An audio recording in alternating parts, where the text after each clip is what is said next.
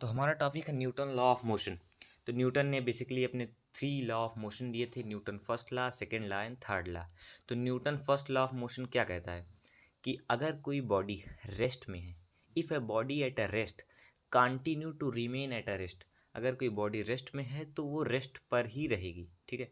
वो मोशन अपने आप नहीं करेगी until some external unbalance force is applied on the body, जब तक कि हम कोई एक्सटर्नल फोर्स उस पर ना लगा दें और उस ऑब्जेक्ट को ना मूव कर दें, ठीक है। तो आप ऐसे समझ सकते हैं कि फॉर एग्जांपल कोई चीज़ अगर रखी हुई है तो अगर वो रेस्ट में है तो वो हमेशा रेस्ट पर ही रहेगी। कब तक रेस्ट पे रहेगी? जब तक कि उस पर फोर्स लगा के उसको मूव ना कर दिया जाए। दूसरा केस ये बन सकता है कि कोई ऑब्जेक्ट यूनिफॉर्म मोशन में है, ठीक है, तो वो हमेशा यूनिफॉर्म मोशन में ही रहेगी। अब यूनिफॉर्म मोशन किसे कहते हैं? If a body travel equal distance in an equal interval of time then the motion is called uniform motion. अगर कोई ऑब्जेक्ट इक्वल डिस्टेंस ट्रेवल कर रहा है, ठीक है, इक्वल टाइम में, तो उसी को बोलते हैं यूनिफॉर्म मोशन। तो अगर कोई ऑब्जेक्ट यूनिफॉर्म मोशन में है तो वो यूनिफॉर्म मोशन में ही रहेगा। कब तक रहेगा? जब तक कि कोई एक्सटर्नल फोर्स उस पर अप्लाई करके उसकी स्पीड को चेंज ना कर दिया जाए या उसे रोक ना दिया जाए। अब जैसे आप समझ सकते हैं, जैसे कोई आप कार चला रहे हैं 20 किलोमीटर पर आवर से, ठीक है, आपने यूनिफॉर्म मोशन में उस कार को चला रहे हैं, ठीक है, तो वो हमेशा यूनिफॉर्म मोशन में ही रहेगी। लेकिन से क्या होता है, बेसिकली फ्रिक्शन फोर्स लग जाता है। आप लोग समझ रहे होंगे ना कि फ्रिक्शन फोर्स उस बॉडी पर लग जाता है जिसकी वजह से उसका स्पीड चेंज हो जाता है, ठीक है। तो वो एक अनबैलेंस फोर्स लगा। तो न्यूटन फर्स्ट लॉ ये कह रहा है कि अगर कोई यूनिफॉर्म मोशन में है तो यूनिफॉर्म मोशन में रहेगा, या अगर कोई रेस्ट पे है तो रेस्ट पर ही रहेगा, और वो अपने आप से मूव नहीं करेगा जब तक कि आप एक्सटर्नल फोर्स उस पर ना लगाएं। तीसरा है, अगर कोई ऑब्जेक्ट स्ट्रेट लाइन में ट्रेवल कर रहा है तो वो स्ट्रेट लाइन में ही ट्रेवल करेगा। कब तक स्ट्रेट लाइन में ट्रेवल करेगा? जब तक कि हम फोर्स लगा के उसके डायरेक्शन को चेंज ना कर दें।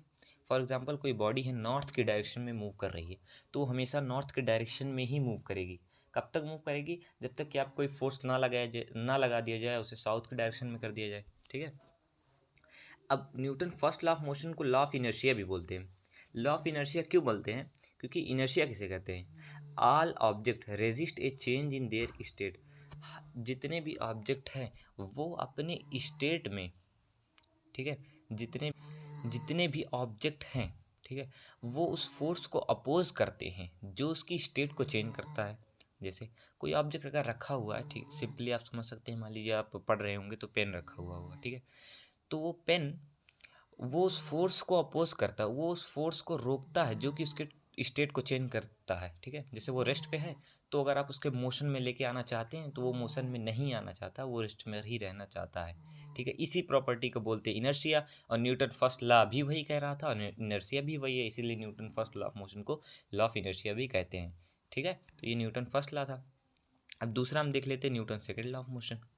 Newton second law of motion क्या कहता है? इसकी बढ़िया सी डिफिनेशन है, the rate of change of linear momentum of body is directly proportional to the external force applied on the body and this change take place always in the direction of applied force.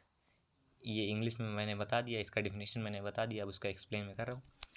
इसके मतलब क्या है? The rate of change of linear momentum. अब linear momentum क्या होता है?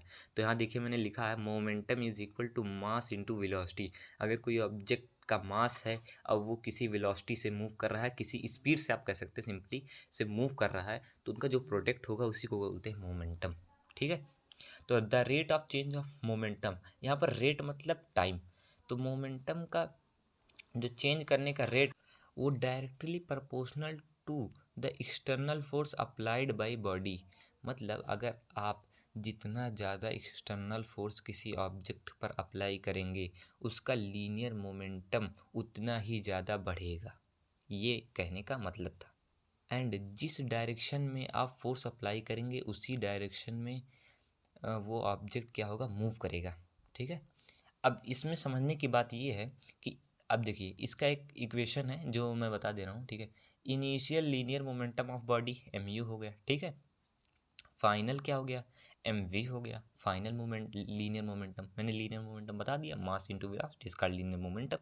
And Newton second law कहता है कि जित rate of change of linear momentum का जो चेंज का रेट है वो वो is directly proportional to external force applied on the body. जितना ज़्यादा आप एक्सटर्नल फोर्स पे अप्लाई करेंगे उसका मोमेंटम उतना ही चेंज होगा, ठीक है, या बदलेगा या कम होगा। Change in linear momentum of body M V minus M U हो सकता है, ठीक है। यहाँ से हम एम कॉमन ले लिए हैं, ठीक है, यहाँ देख सकते हैं हम एम कॉमन ले लिए तो वी माइनस यू हो गया है, ठीक है। तो the rate of change of linear momentum is equal to change in linear momentum on time taken. मैंने पहले बता दिया, अगर कहीं भी रेट आ जाए तो रेट को आप टाइम, रेट मतलब वहाँ पर टाइम की बात कर रहा है, तो M V minus U upon T. अब आप यहाँ से देख सकते हैं कि v minus U upon T is acceleration. Acceleration किसे कहते हैं? The rate of change of velocity. Velocity का जो रेट ऑफ चेंज होता है, वेलोसिटी चेंज होती है समय के साथ, उसी को कहते हैं एक्सेलरेशन, ठीक है। According to Newton second law, rate of change of linear momentum is directly proportional to the flight force, मैंने बता दिया। तो अब देखिए, अब यहाँ पर जो M V minus U upon T था, यहाँ पर मैं दिखा देता हूँ, M V minus U upon T था, इसको आप एम ए भी तो कर सकते हैं, क्योंकि V minus U upon T है, ए के इक्वल टू है, ए के बराबर है, तो यहाँ पर ए कर सकते हैं। तो F is directly proportional to M A और F is equal to M A. तो यहाँ पर जब डायरेक्टली प्रोपोर्शनल हटेगा तो मैंने यहाँ पर लिखा नहीं है, तो यहाँ पर के आ जाएगा, जिसे बोलते हैं न्यूक्लियर कांस्टेंट, उसका वैल्यू होता है 1, तो उसको लिखने की उतना ज़रूरत है नहीं, तो F is equal to M A हो जाएगा, ठीक है। तो ये थोड़ा कह सकते हैं कि इस कॉन्सेप्ट को, सेकंड लॉ ऑफ मोशन को समझना बहुत ज़रूरी है, ठीक है। इस वीडियो को आप फिर से दोबारा देख सकते हैं अगर आपको सेकंड लॉ ऑफ मोशन ना समझ में आए तो। Newton third law of motion क्या कहता है? To every action there is always an equal and opposite reaction, ठीक है। अगर कोई ऑब्जेक्ट किसी ऑब्जेक्ट पर काम कर रही है, ठीक है, एक्शन कर रहा है, तो उसका रिएक्शन उस ऑब्जेक्ट पर ज़रूर होगा। कैसे होगा? और अपोजिट रिएक्शन होगा। जैसे मैंने दीवार पे, मान लीजिए कोई दीवार है, उस पर मैंने हाथ मारा तो मुझे चोट लगी ना, तो दीवार को भी चोट लगी होगी, ठीक है, दीवार को भी चोट लगी होगी। These force act on two different object and never cancel each other. ये एक दूसरे से कैंसल नहीं होते हैं, एक दूसरे पर लगते ही हैं। Each force has its own effect. Her force का हर अपना एक इफेक्ट होता है, ठीक है। अब जैसे वॉकिंग, आप चलते हैं तो आप कैसे चलते हैं? जब आप अपने फिट से ग्राउंड को पुश करते हैं तो ग्राउंड भी अपोजिट डायरेक्शन में आपको मतलब फॉरवर्ड डायरेक्शन में बोल सकते हैं कि आपको पुश करता है, जिसकी मदद से आप चलने लगते हैं। अगर ऐसा ना होता तो आप चल नहीं पाते। अब जैसे स्विमिंग है, स्विमिंग में जो स्विमिंग करते हैं, वो जब स्विमिंग करते हैं तो क्या करते हैं? पीछे पानी को क्या करते हैं? बैकवर्ड डायरेक्शन में हिट करते हैं, ठीक है, पानी को। और पानी क्या करता है, वाटर क्या करता है, उनको फॉरवर्ड डायरेक्शन में हिट करता है, ठीक है। रिकॉइलिंग ऑफ गन हो सकता है, मैन एंड बोट हो सकता है, फ्लाइंग ऑफ रॉकेट, ये बहुत बढ़िया एग्जांपल है। जैसे रॉकेट उड़ रहा है तो रॉकेट जब उड़ेगा तो नीचे से वो गैस निकालेगा, तो जितना ज़्यादा वो एक्शन करेगा ऊपर की डायरेक्शन में उतनी तेज़ी से आएगा, ठीक है। तो ये था Newton's third law of motion, second law of motion and first law of motion. First law of motion ये कहता है कि अगर कोई ऑब्जेक्ट रेस्ट में है तो रेस्ट में ही रहेगा जब तक कि कोई एक्सटर्नल फोर्स अप्लाई करके उसको मूव ना कर दिया जाए, या कोई ऑब्जेक्ट मोशन में है तो वो मोशन में ही रहेगा जब तक कि उसकी स्पीड हम चेंज ना कर दें। यूनिफॉर्म मोशन में है जब तक कि उसको हम रेस्ट में ना ला दें, ठीक है। अगर कोई ऑब्जेक्ट स्ट्रेट लाइन में मूव कर रहा है तो हमेशा स्ट्रेट लाइन में ही मूव करेगा। कब तक मूव करेगा? जब तक कि आप उस पर फोर्स लगाकर उसके डायरेक्शन को ना चेंज कर दें, ठीक है।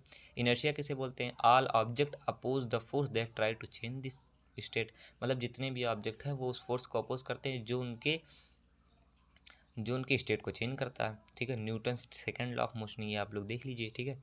Rate of change of linear momentum of body directly proportional to the applied force on the body. F, अब मोमेंटम क्या होता है? मास इंटू वेलोसिटी होता है, ठीक है। अब initial linear momentum, final linear momentum आप लोग देख लीजिए।